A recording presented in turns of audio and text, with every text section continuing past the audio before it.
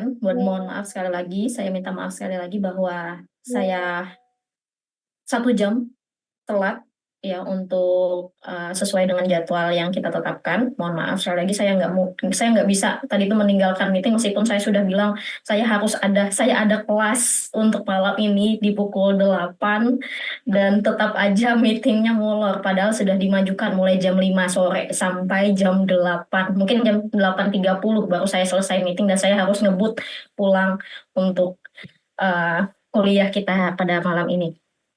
Tapi nggak apa-apa, dan kita mulai saja. Jadi, untuk perkuliahan farmakokinetik yang saya teruskan untuk ke Pak Adam. Jadi saya sudah deal-dealan juga sama Pak Adam, saya harus mengisi apa untuk ini, karena memang harusnya Pak Adam belum selesai, katanya belum selesai, tapi karena Pak Adam sibuk, jadilah saya yang melanjutkan dulu nih, gitu. Oke, jadilah kita untuk perkuliahan pada hari ini saya memilih mata kuliah farmakokinetik dengan gangguan ginjal ya.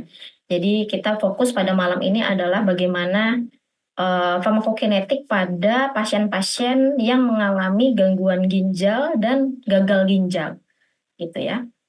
Oke, mungkin secara keseluruhan, secara umum kalian sudah dijelaskan oleh Pak Adam dan Ibu Kiki dan dua dosen yang pertama tentang apa sih farmakokinetika itu, gitu ya. Dan farmakokinetika itu tuh bukan hanya pengaruhnya dari obat, tapi juga dari kondisi-kondisi pasien. Nah, salah satunya adalah pada pasien dengan gangguan ginjal. Kita tahu ginjal adalah organ yang fungsionalnya itu adalah untuk ekskresi ya, ekskresi atau eliminasi nih kalau misalnya dalam parameter farmakokinetika. Jadi bagaimana ketika pasien-pasien ini mengalami gangguan pada ginjal atau bahkan terjadinya gagal ginjal gitu. Apa yang terjadi di dalam tubuh?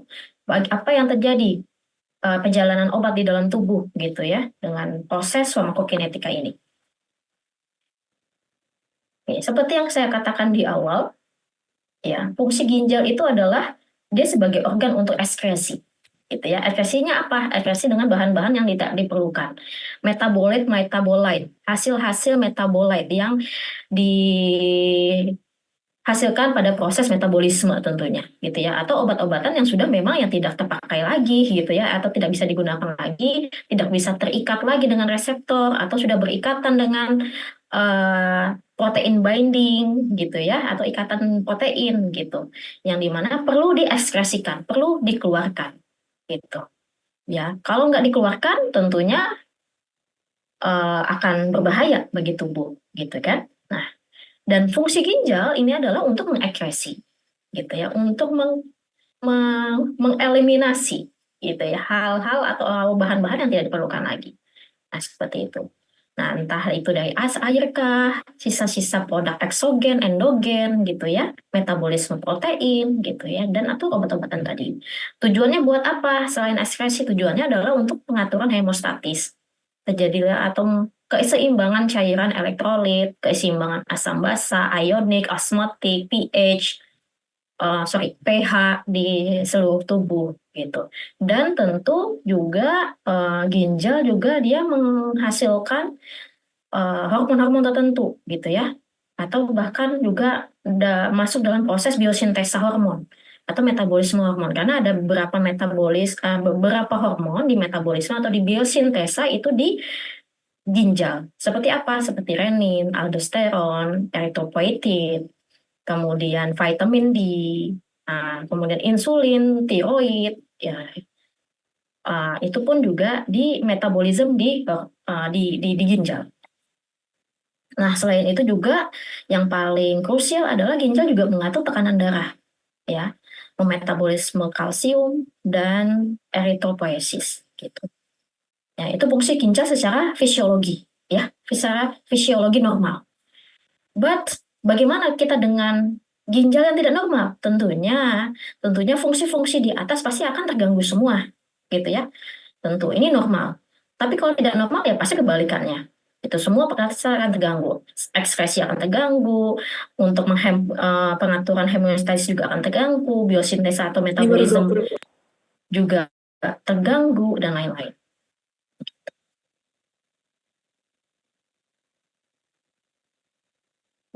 Pada gangguan ginjal, gitu ya, gangguan ginjal kita bisa sebut dengan ada dua gitu ya, gangguan ginjal itu kita sebut bisa sebut dengan gagal ginjal akut dan juga gagal ginjal kronik, atau memang ada penurunan fungsi ginjal, ya. Jadi ada dua macam gagal ginjal. Kemudian kalau gangguan ya kita sebut dengan gangguan fungsi ginjal, gitu. Nah, bicara dulu tentang akut dan kronis, gitu ya. Bicara tentang gagal akut dan kronis.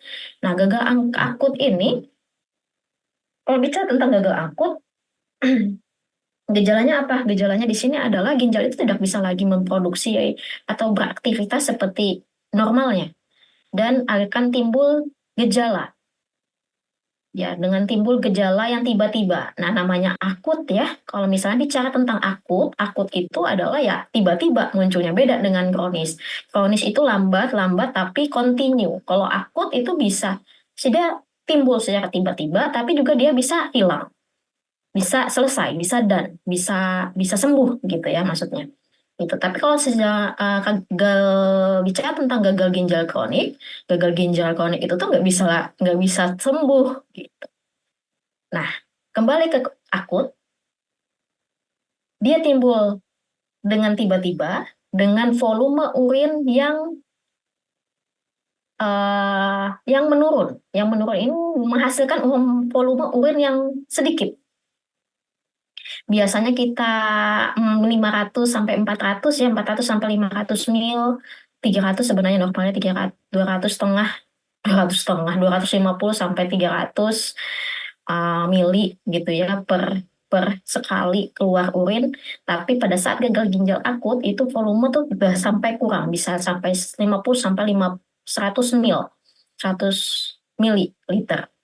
Dan laju filtrasi glomerulus itu pun langsung menurun, kurang dari 15 mili per menit. Biasanya laju glomerulus itu biasanya upper 90 mili per menit, ya. Nah, itu untuk normalnya ya. Tapi kalau untuk akut udah terjadi gagal ginjal akut itu kurang dari 15 mili. Kemudian selain laju filtrasi yang menurun secara signifikan, terjadi juga peningkatan kadar serum urea.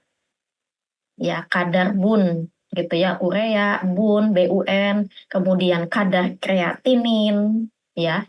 Kadar kreatinin biasanya kita sebut dengan SCR, serum kreatinin, dan gagal ginjal akut sekali lagi saya bilang bersifat reversible, bisa kembali gitu ya, bisa sembuh lah kita bilang.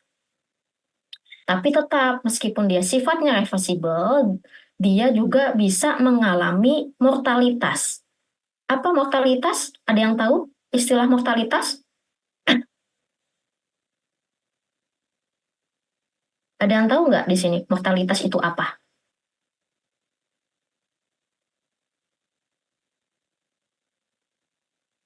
Kematian. Kematian, iya betul ya. Jadi bahasa awamnya adalah mortalitas itu adalah kematian.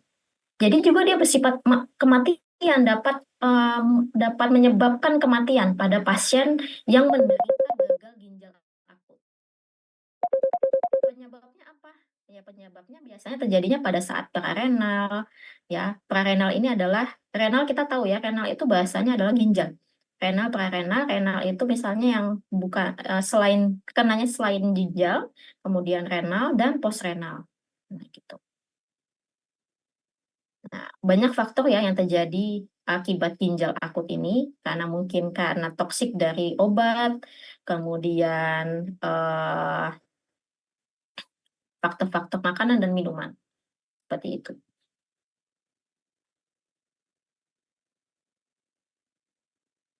Nah, ini contohnya misalnya faktor-faktor yang seperti prarenal, renal, dan postrenal. Kalau prarenal itu biasanya penyakit-penyakit yang seperti septis, ya, kemudian hipovolemia, adanya kardiogenik shock, adanya shock di jantung ya, Kemudian adanya hipotensi yang dimana disebabkan oleh obat kata-kata untuk pararenal. Sedangkan kalau di renal sendiri itu ada penyakit-penyakit yang di dalam renal itu, di ginjal itu. Apa misalnya glomerulonefritis, kemudian mioglobulin urea gitu ya, terjadinya peningkatan uh, atau tertahannya urea di dalam ginjal itu sendiri. Gitu. Kemudian juga ada intestinal nephria akut, ada uremia hemolitik, gitu ya. Kemudian ada disebabkan oleh obat-obat yang bersifat nefrotoksik dan hipertensi gitu ya. Pasien-pasien hipertensi pun juga dapat mengalami gagal ginjal akut. Sedangkan untuk postrenal itu terjadinya pada obstruksi di saluran kemih. Saluran kemih akibat hipotrofi prostat gitu ya, adanya batu ginjal, kemudian adanya batu di saluran kemih atau tumor, kemudian atau juga ada gumpalan darah di kantung kemih. Sehingga lah terjadinya gagal ginjal akut yang disebut dengan postrenal nih setelah renal gitu ya, setelah organ yang di renal. Gambaran klinisnya apa? Gambaran klinis ini nih meaningnya maksudnya ini ya, gejalanya. Biasanya apa? Biasanya yang perubahan volume air seperti tadi oliguria, poliuria gitu ya. Dia sedikit kencing volumenya, kemudian juga sering kencing, kemudian juga kelainan nefrologis, bisa jadi lemah, letih, gangguan mental, kemudian juga ada gangguan kulit seperti gatal-gatal, pigmentasi gitu ya. Tanda-tanda pulmoner seperti sesak, kemudian perikarditis gitu ya, sakit di bagian paru-paru ketika kita bernafas, atau bahkan di saluran pencernaan gitu ya, kita mudah mual, muntah, nafsu makan menurun. Nah, itu adalah gambaran klinisnya nih ketika terjadinya gagal ginjal akut. Sedangkan untuk gagal ginjal kronik yang saya bilang kronis itu tuh ya dia tidak reversible, dia bersifat irreversible, tidak bisa sembuh gitu ya karena dia munculnya secara perlahan-lahan bahkan tersembunyi, tidak bisa terdeteksi gitu. Bahkan biasanya dia dalam aktivitas normal tiba-tiba dia punya gagal ginjal kronik gitu. Nah,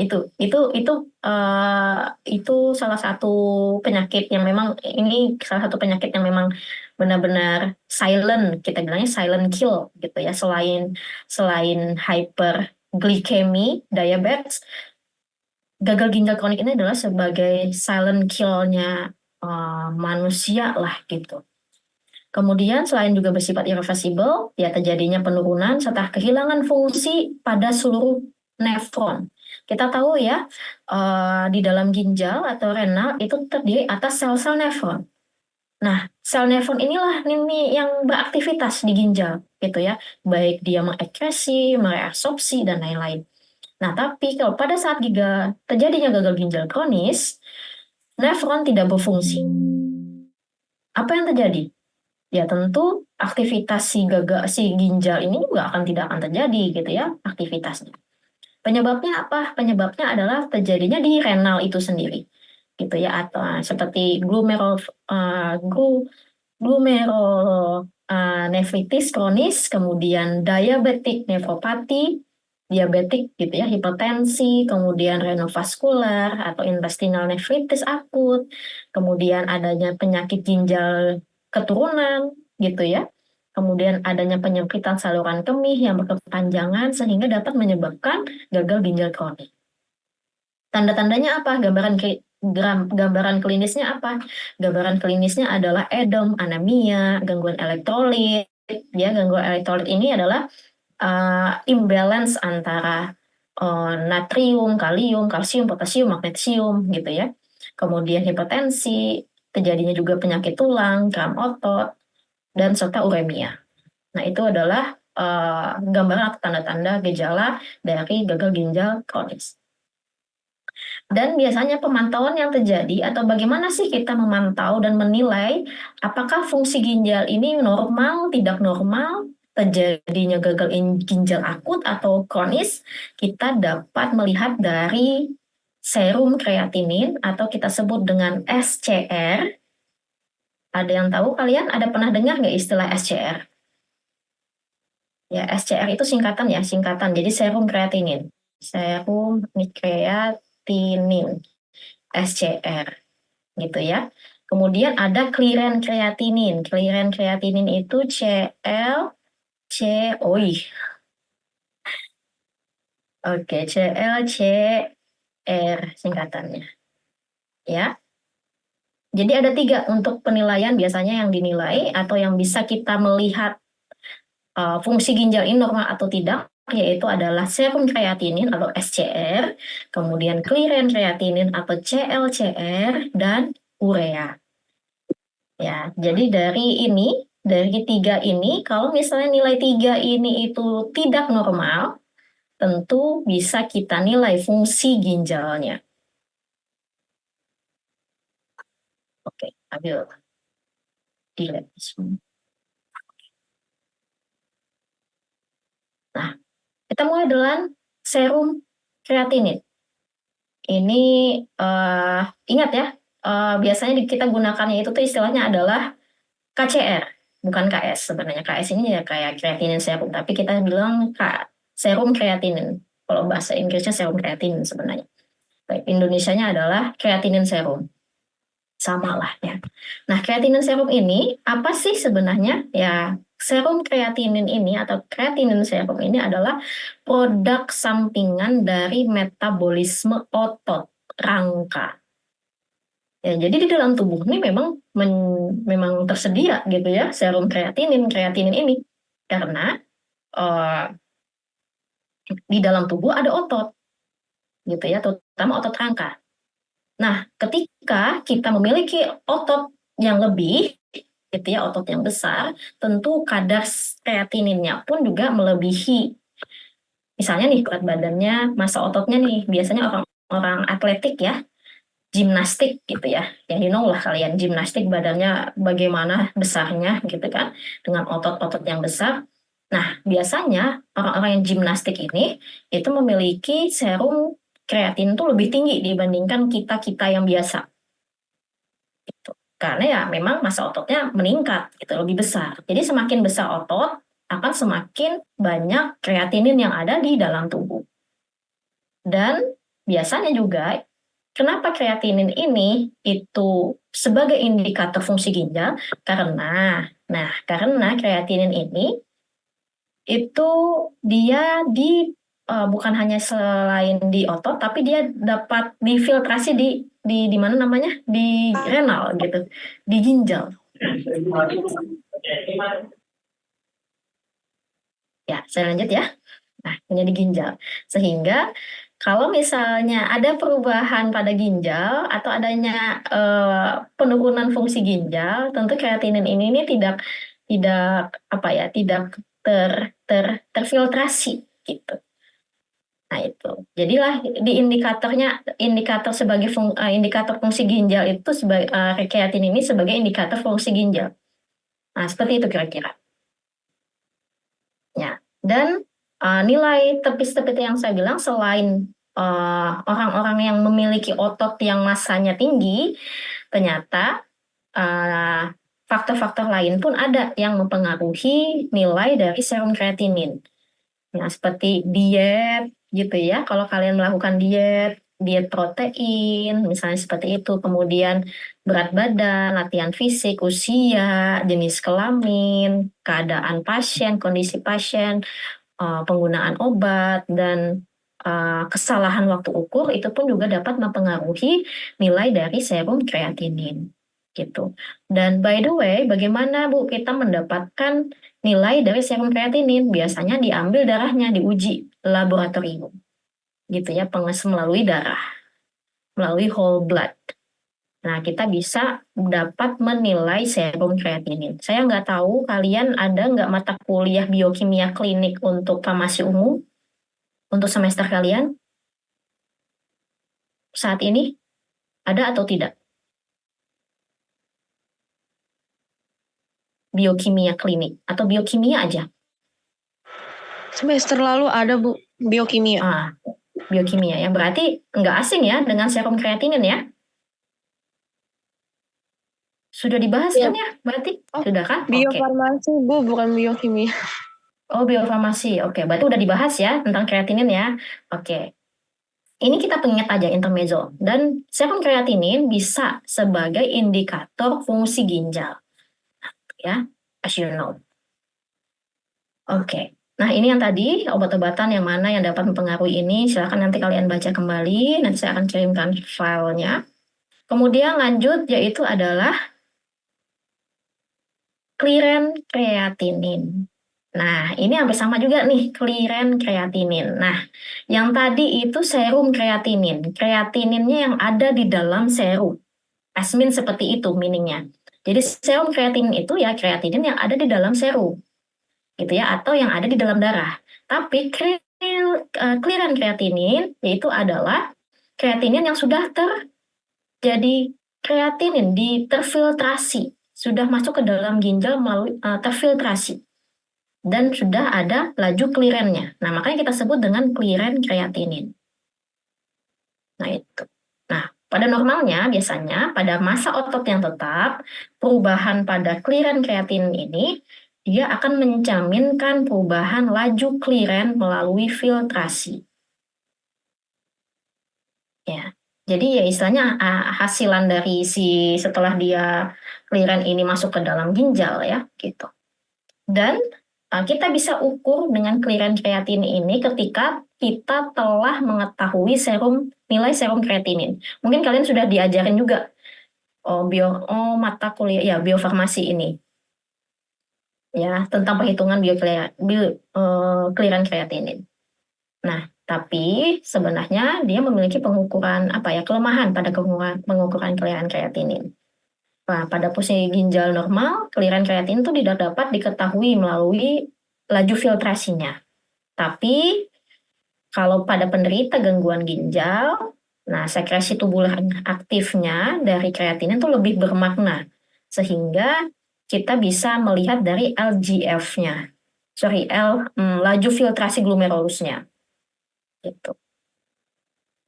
Nah, dan bila laju filtrasi glomerulus yang turun sampai kurang dari 10 mili, nah karena itu terjadi perpecahan kreatinin di usus menyebabkan kesalahan interpretasi. Memang jadi agak sedikit kelemahannya di sini ya itu tadi. Nilai FGCE-nya itu, nilai laju filtrasi glomerulusnya itu tuh bias gitu. Tapi untuk clearance kreatinin itu dari serum kreatininnya ya, dari kreatinin itu valid gitu ya. Nah, valid. Nah, bagaimana kita mengukur clearance kreatinin? Pertama, ada dua cara ya. Yang manual biasanya kita mengumpulkan urin selama 24 jam dan kita juga bisa menggunakan permodelan ya dengan menggunakan prediksi yaitu rumus Cockcroft-Gault. Mungkin sudah kenal juga ya kalian ya. Oh ya, kalian juga kan di sini kan praktek ya. Laboratorium kan, nge-lab kan kalian di mata kuliah ini kan. Jadi mungkin udah tahu juga. Nah, kalau untuk pengumpulan urin selama 24 jam biasanya itu yang di real, di kenyataan. Jadi pasien yang masuk rumah sakit, kemudian farmasis atau nurse nanti juga dibantu oleh nurse akan mengumpulkan urinnya dan kita akan hitung di situ kadar urin kreatininnya berapa, kemudian dikalikan dengan laju aliran urinnya berapa, dan dihitung juga kadar kreatinin serumnya melalui darah. Gitu. Nah, kelemahannya apa dalam pengumpulan urin? Kelemahannya adalah ketika misalnya pasiennya outpatient, pasien rawat jalan, misalnya seperti itu.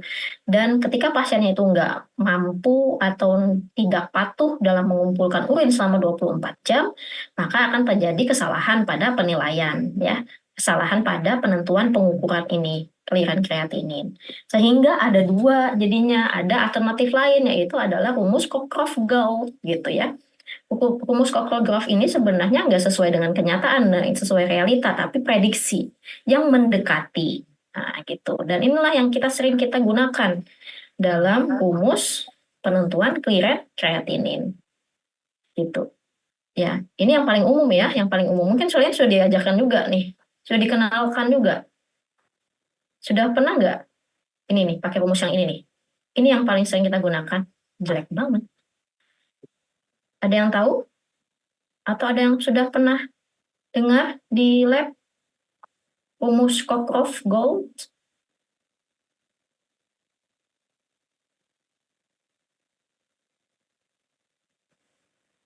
Ya. Nah, ini adalah rumus yang sering kita gunakan. Bagaimana caranya menghitung, menilai, mengukur clearance kreatinin gitu ya. Jadi menggunakan rumus yang ini. Ya, rumus kalau untuk laki-laki 140 dikurangin usia pasien, kemudian dikali dengan berat badan pasien, kemudian dibagi dengan 72 dikali dengan nilai serum kreatinin yang kita dapat dari hasil data lab. Nah, sedangkan untuk wanita rumusnya sama tapi dikalikan 0,85. Bedanya cuma itu. Atau mau menggunakan rumus yang ini juga monggo. Apa bedanya rumus kiri dan rumus kanan? Bedanya adalah cuma pengkaliannya saja. Satu yang dibagi, ini satu yang dikali. Sebenarnya sama aja hasilnya, gitu ya. Tapi yang sering kita gunakan adalah yang di bagian kanan, yang saya tandain warna merah ini. Oke, ya. Jadi harus dihafal ya rumusnya ya. Kalian harus hafal rumus Cockcroft Gold ini ya. Oke.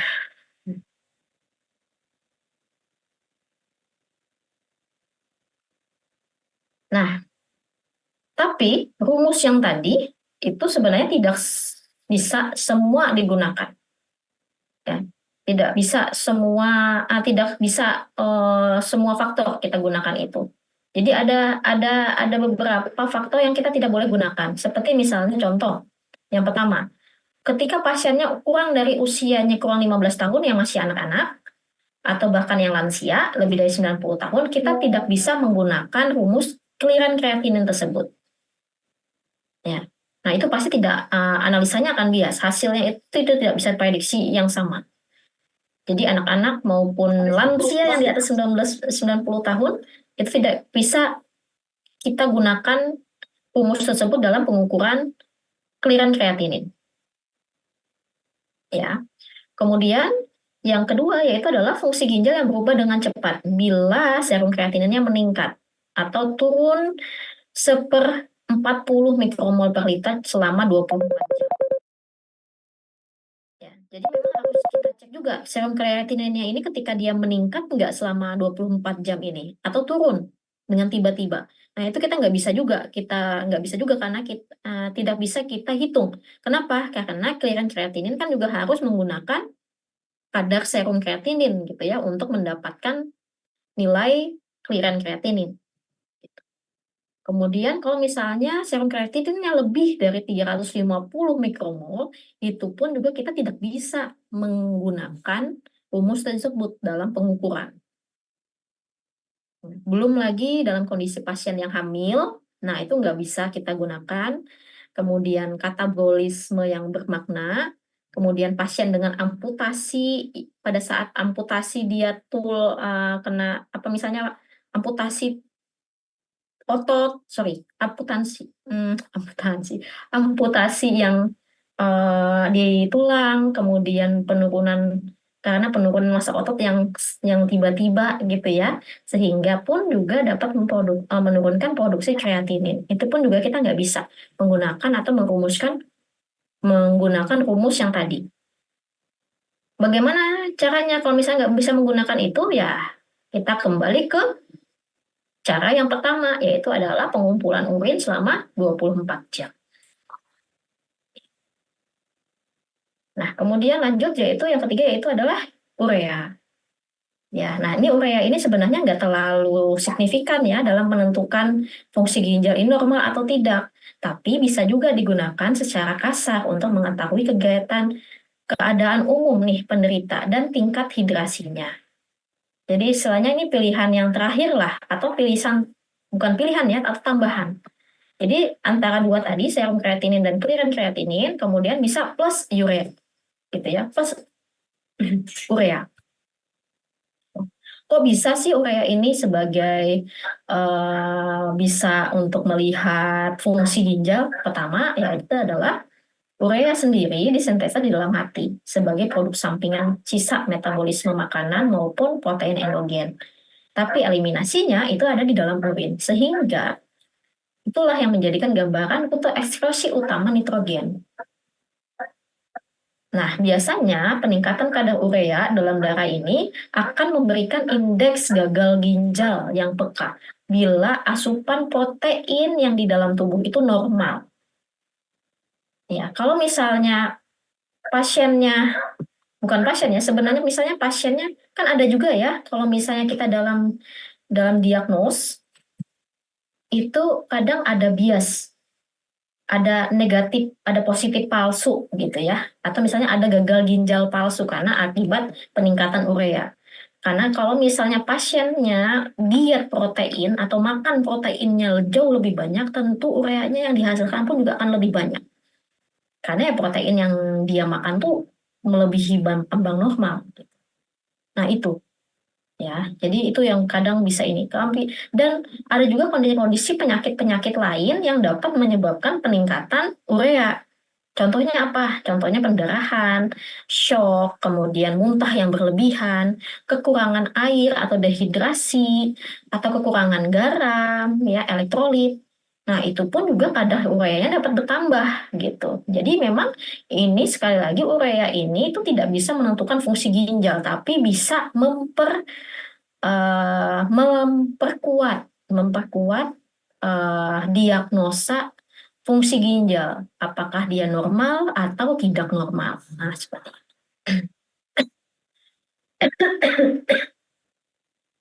Kemudian kita masuk dalam perubahan farmakokinetik ketika ada pasien-pasien yang mengalami gangguan ginjal.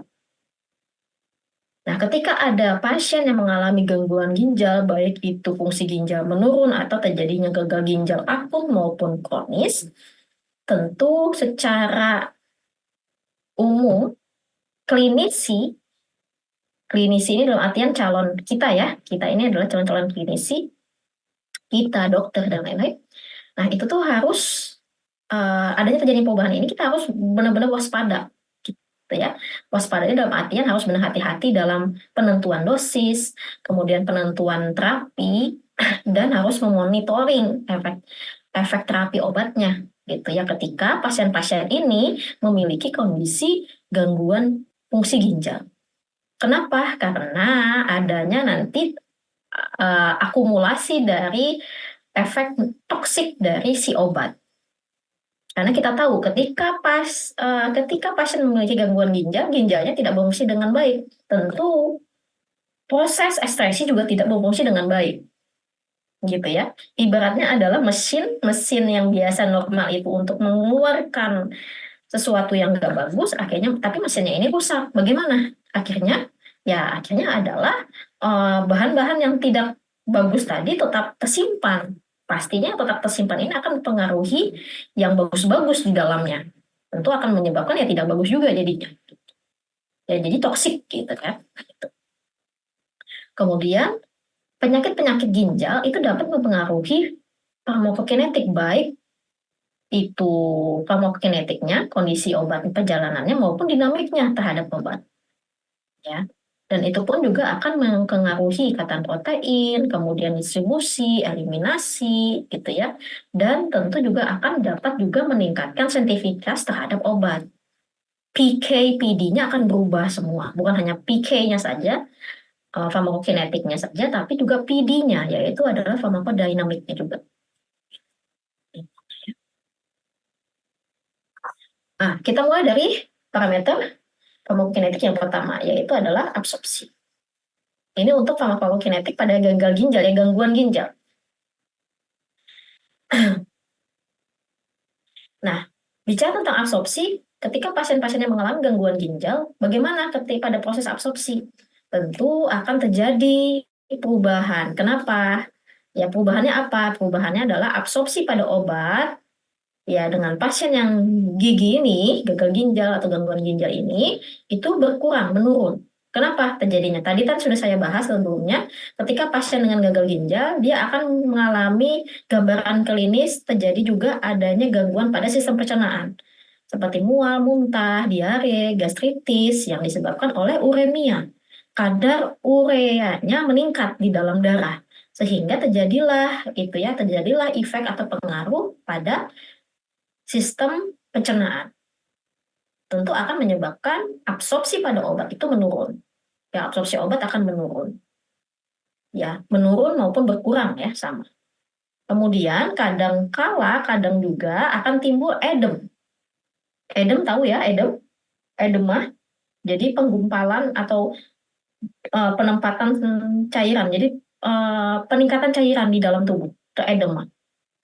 Nah, terjadinya edema di saluran cerna.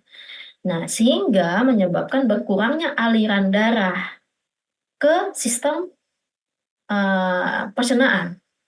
Nah, karena berkurangnya aliran darah ke sistem pencernaan, maka absorpsi obat pun akan menurun. Gitu ya, absorpsi obat pun akan menurun, khususnya obat-obatan yang hidrofobik. Paham ya maksud saya hidrofobik ya? Yang hidrofobik seperti kloropamid, furosemid. Nah, itu akan menurun. Gitu ya obat-obatnya ini.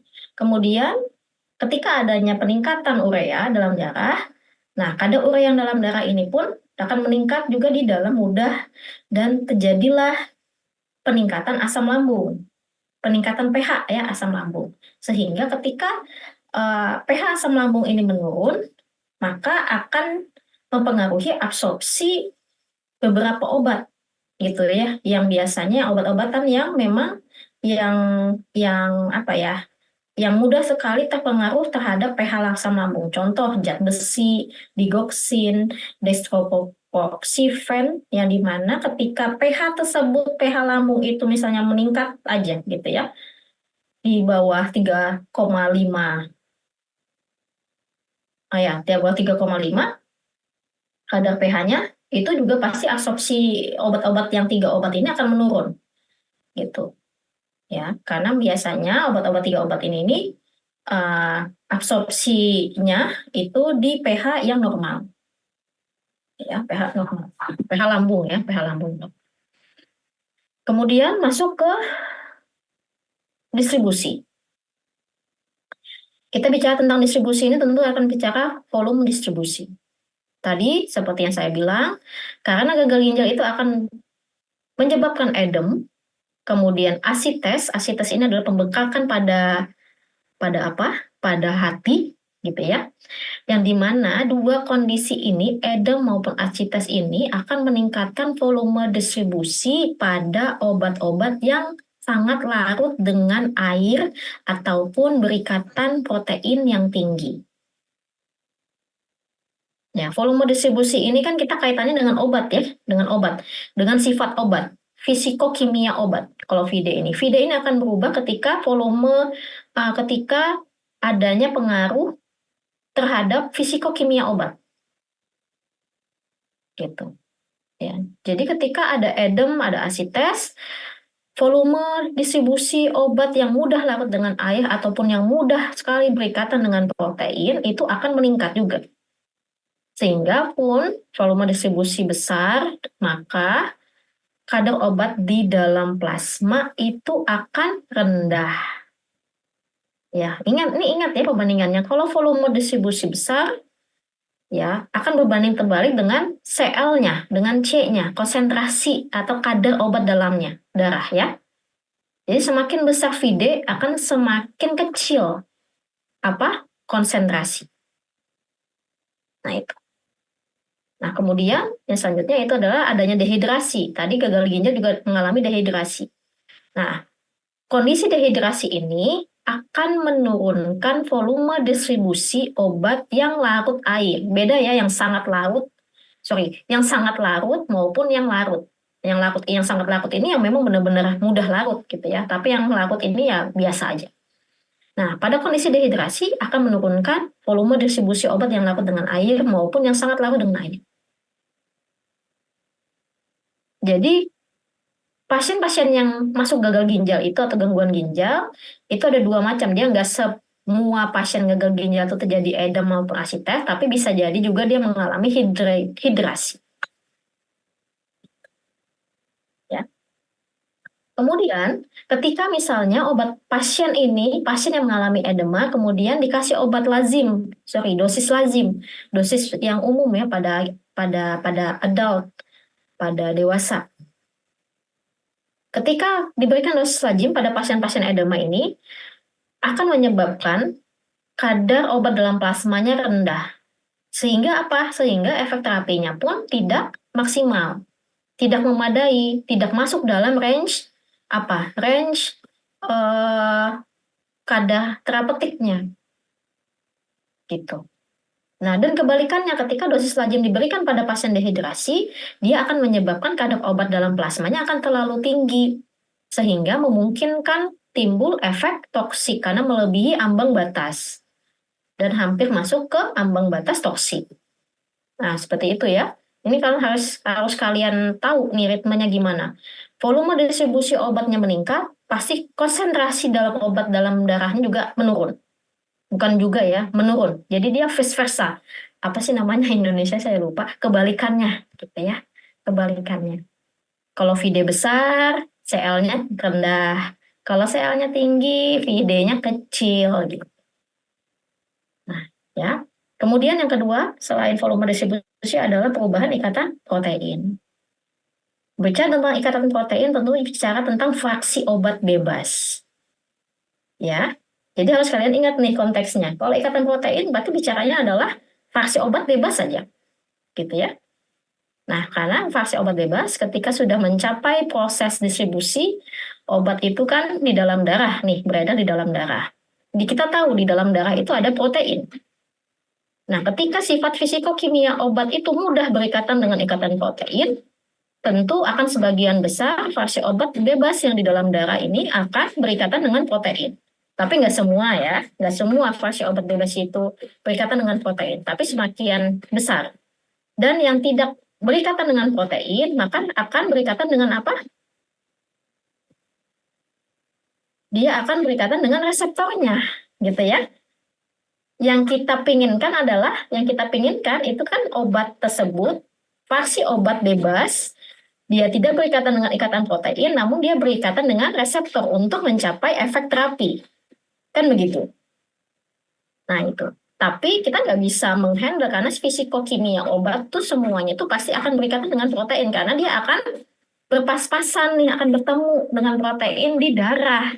Sehingga ikatan itu tidak bisa kita pungkiri gitu. Jadi pasti ada ikatan, tapi nggak semua fraksi obat itu berikatan. Tapi pada kondisi pasien yang gangguan ginjal dan gagal ginjal, maka adanya perubahan dalam ikatan protein. Perubahannya apa? Perubahannya adalah akan semakin banyak obat atau fraksi obat bebas yang berikat kepada protein. Ya, karena makin banyak protein di dalam tubuh. Ya, karena tadi kan produksi metabolis itu kan ada di dalam tubuh, kemudian ekskresi ini pintu masuknya ini tertutup gitu ya. Anggap aja kita pintu keluar tuh tertutup. Sehingga yang protein-protein yang harusnya terekskresi, terkeluar, terbuang, itu masih ada di dalam tubuh sehingga dapat mempengaruhi ikatan atau faksi-faksi bebot bebas terhadap si protein ini. Nah, kalau ikatan protein ini terjadi lebih dari 90%, tentu sisanya baru lo masuk ke jaringan untuk berikatan dengan reseptor. Tentunya kan tidak yang efek terapinya yang kita tidak bisa handle gitu, tidak bisa terjadi itu karena ya lebih kecil jaringan yang terdistribusinya di jaringan untuk mencapai ikatan ke proteinnya. Tapi hanya obat dengan volume distribusi rendah yang dipengaruhi seperti sebagian besar dalam berobat berada di plasma seperti contohnya adalah torbutamid, warfarin, phenytoin, diazoxid, metotrexat, asam dan lain-lain ini yang saya bilang ini ya. yang volume distribusinya rendah. Ingat, yang volume distribusinya rendah. Nah, itu yang akan berpengaruh, ya, gitu.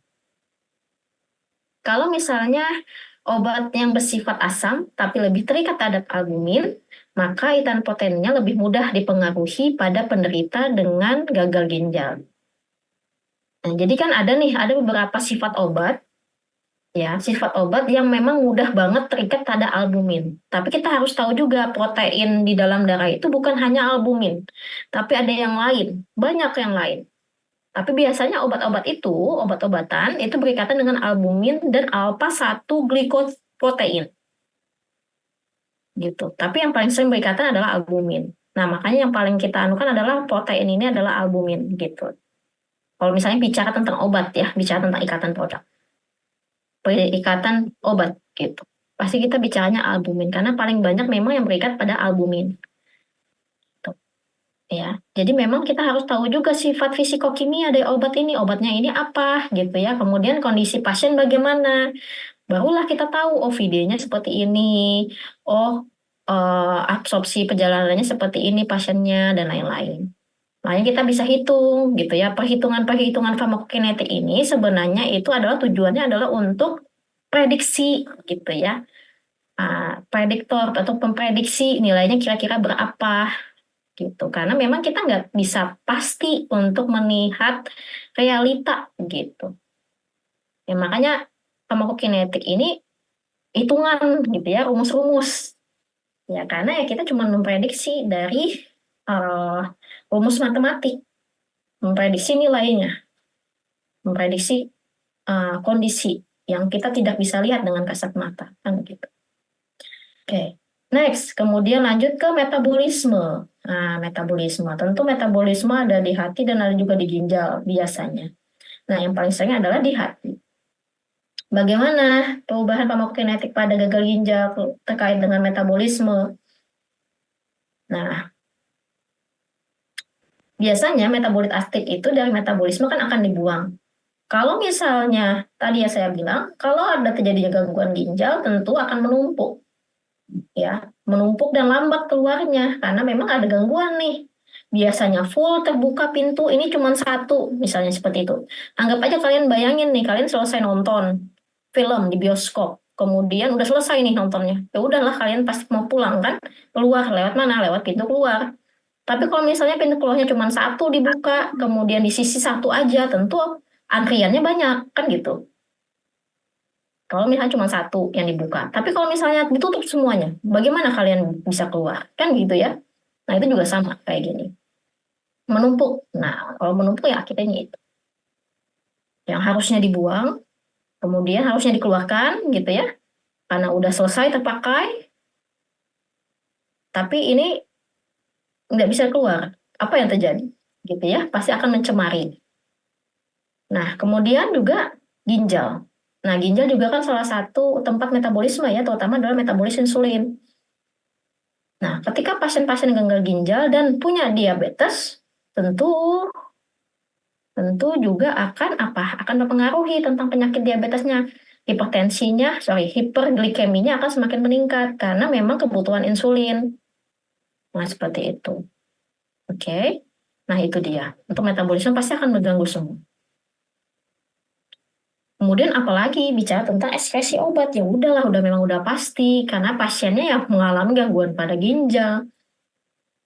Utamanya siapa nih? Pemeran utamanya di ginjal di bagian ekskresi. Pastilah akan mempengaruhi, pasti akan sangat-sangat terpengaruh ekskresi ini. Gitu. Ya, baik itu kreatininnya akan nilainya akan menurun, meningkat gitu ya. Kemudian laju filtrasi glomerulusnya menurun. Nah, semuanya pasti akan ini. Dan ketika laju filtrasi glomerulus menurun, clearance obatnya juga akan berkurang, maka waktu tes tengahnya, waktu paruhnya akan semakin panjang.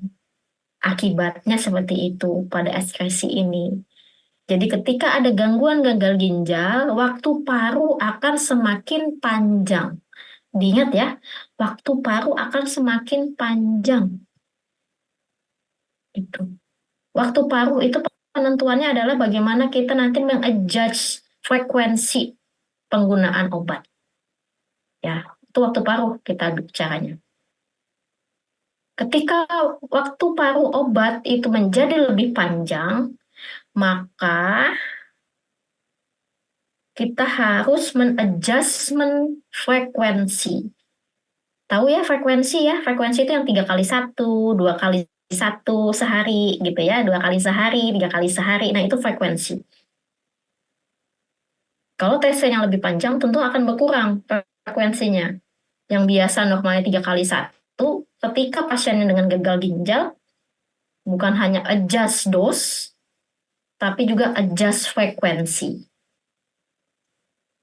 Gitu. Jadi akan jauh lebih lambat. Jadi 2 kali 1 saja atau 1 kali 1 gitu ya, karena memang tergantung tingkat keparahan gangguan ginjal. Oke, paham sampai di sini ya? Oke, saya anggap paham. Dan, nah tadi saya bilang, prinsipnya adalah ketika mengetahui kondisi-kondisi tersebut, kita harus menyesuaikan dosis, adjustment dose, penyesuaian dosis.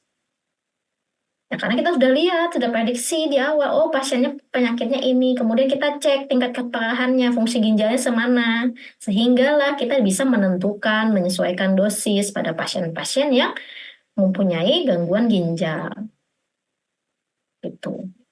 Nah, biasanya kita harus lihat dulu fisikokimianya. Pas obat-obat ini nih memiliki indeks terapi sempit kah, indeks terapi luas kah? Ya, kalian tahu ya bicaranya indeks terapi sempit dan luas ya. Nah itu, kalau misalnya pasien ini dengan gagal ginjal ini memang sangat-sangat perlu diresepkan obat-obatan indeks terapi sempit seperti aminoglikosida atau vancomycin, digoxin, dan lain-lain gitu ya. Tentu perlu dipantau filtrasi glomerulusnya. Dipantau setelah peminuman ya, dipantau.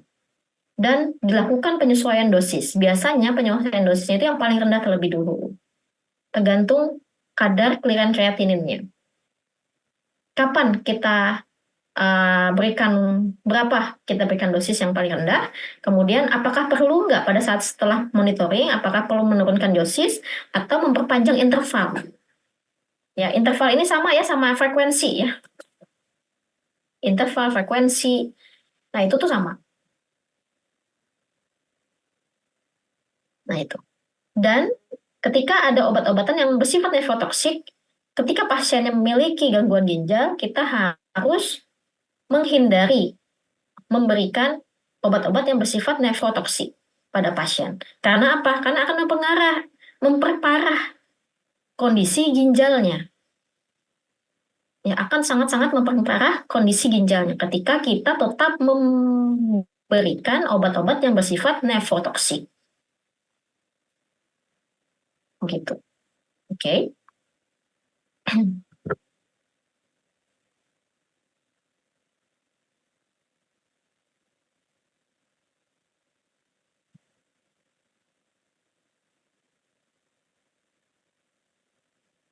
Oke, sebentar ya.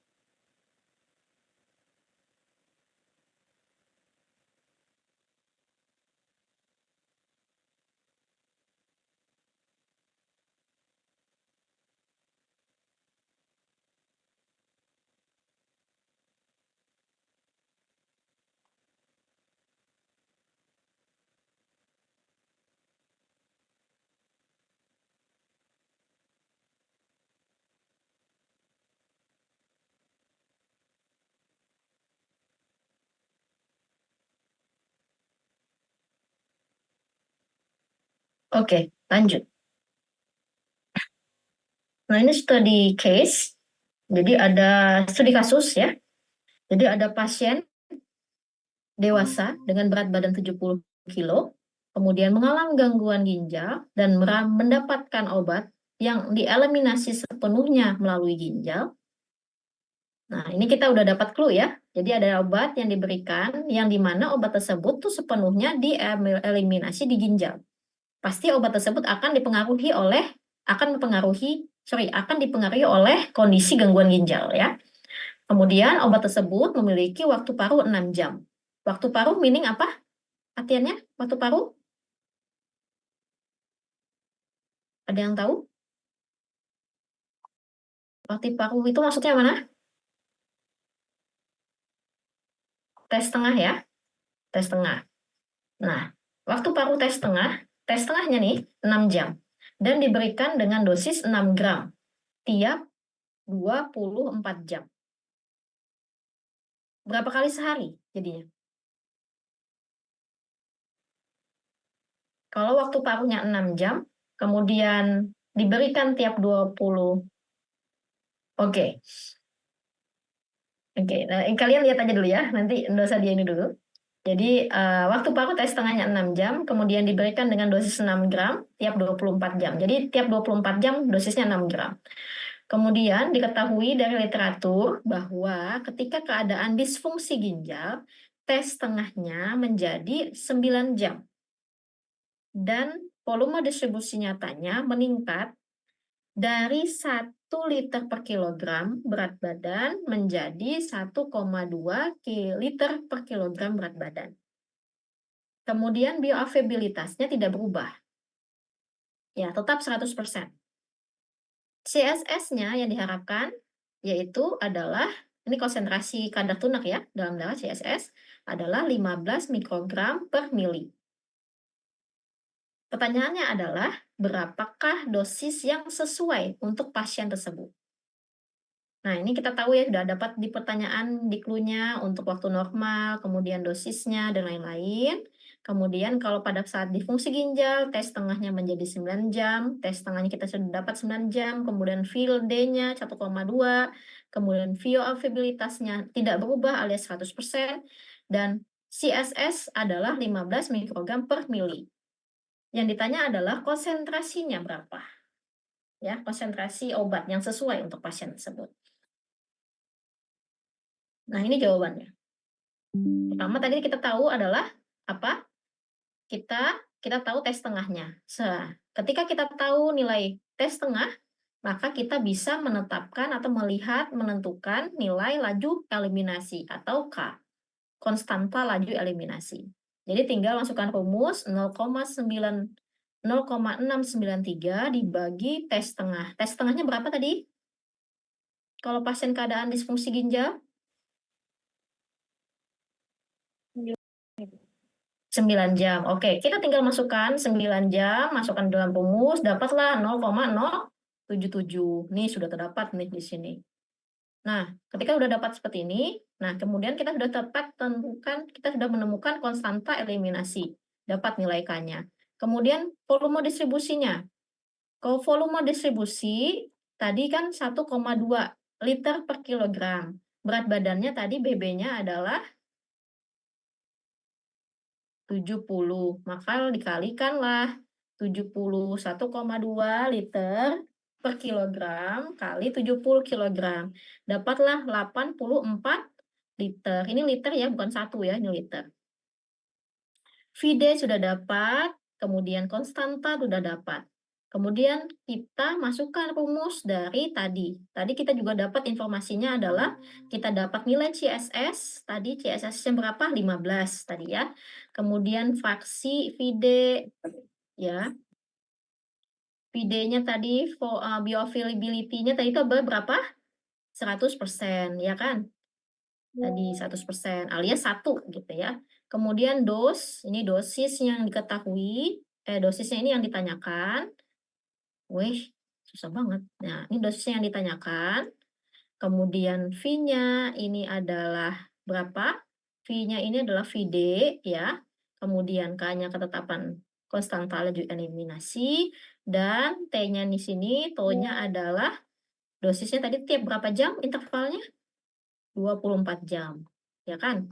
Nah, kita masukkanlah di sini, kita konstitusikan jadinya dengan rumus CSS.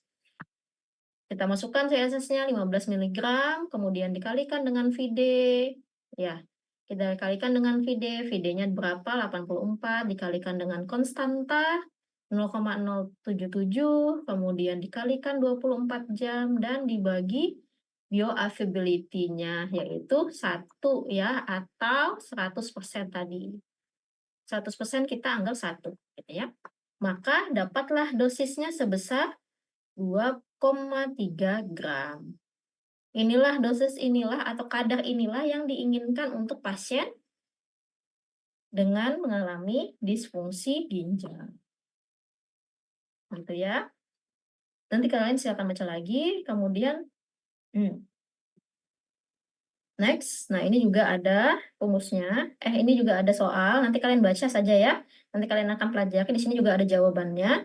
Tinggal kalian baca dan kalian pelajari. Ini juga ada, ini ada rumusnya juga. Oke. Ya, ternyata jam 10. Oke, ditanyakan sampai di sini. Tapi ya.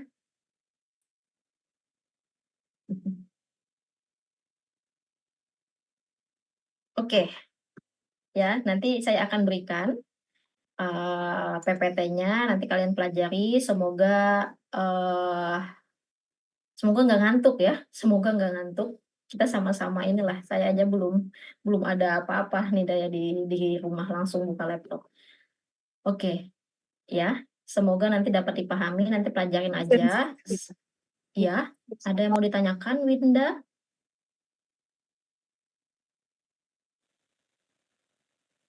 Oke, ada yang mau ditanyakan nggak? Untuk absen, sekali lagi absen saya akan buka nanti di hari Senin ya. Nanti saya infokan ke kalian semua, nanti saya akan buka di hari Senin. Mohon maaf, saya nggak bisa buka untuk malam ini, nanti kita akan teraudit. Gitu. Akan teraudit, nanti saya akan dimarahin untuk buka ini. Kecuali memang saya lapor dulu, baru saya akan ini. Tadi nggak sempat lapor ke Prodi masalahnya. Ini sudah jam di luar jam kerja, jadi saya nggak bisa konfirmasi ke Prodi. Jadi nanti saya akan buka di startnya mungkin Senin, serentak kalian bisa absen di sana. Dan tentunya tadi itu juga sudah saya record partisipan siapa aja yang ada di pertengahan tadi, dan itu nanti saya akan compare gitu ya. Kalau ada yang ternyata tidak ada partisipan yang saya record tadi tidak ada, kemudian ada absennya, saya akan ubah gitu. Akan saya ubah menjadi tidak hadir karena sesuai dengan partisipan yang saya record tadi. Oke, begitu ya dealnya ya. Ya, mungkin itu saja. Ya,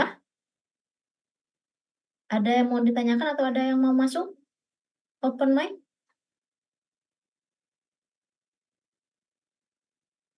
By the way, kalian tahu ya semuanya? Saya ya? Saya nggak perlu perkenalan lagi kan? Kita pernah ketemu nggak di angkatan kalian? Dengan mata kuliah yang lain? Belum pernah, Oh, Ibu. udah masuk. Ya, saya lupa. Sudah masuk kan? Ya, aman lah kalau gitu ya. Oke, mungkin itu saja. Mohon maaf ya kalau misalnya saya terlambat dan ada salah satu dan terlambat untuk juga selesai. Saya target tadi 30, ternyata melebihi ambang. Dan terima kasih banyak. Dan saya akhiri. Wassalamualaikum warahmatullahi wabarakatuh. Selamat malam semuanya. Terima kasih, Ibu. Ya, sama-sama. Terima kasih, Bu. Istirahat ya. Atau weekend.